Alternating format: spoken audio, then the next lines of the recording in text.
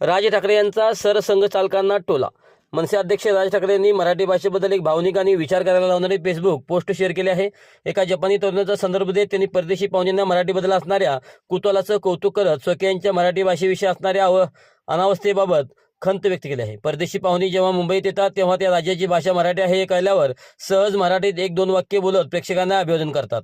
मध्यंतरी सरसंघचालक मुंबईत एका कार्यक्रमांतर्गत येऊन गेले. त्यावेळी आपण मुंबईत आहोत आणि आपण मराठी आहोत, त्यामुळे थोडाफार संवाद मराठीत पण साधावा असं त्यांना का वाटलं नाही, असा सवाल राज ठाकरे यांनी केला. शहराची राज्याची भाषा मराठी आहे हे कळल्यावर ख्रिस्ट मार्टिन अगदी सहज मराठीत एक दोन वाक्य बोललास, प्रेक्षकांना अभिवादन केलं. या शहरात जेव्हा जेव्हा इतर देशांचे राष्ट्राध्यक्ष आले तेव्हा त्यांच्यातील बहुसंख्य राष्ट्राध्यक्षांनी मराठीत अभिवादन केलं आहे. मुंबईत असलेल्या दूतावासांची कार्यालय मराठी ही राज्याची भाषा आहे, त्यामुळे महत्त्वाच्या सणांना मराठी शुभेच्छा देतात. तिथे मराठी बोलणारा कर्मचारी वर्ग राहील हे बघतात. हे परक्यांना कळतं, पण काही स्वकीयांना मात्र कळत नाही.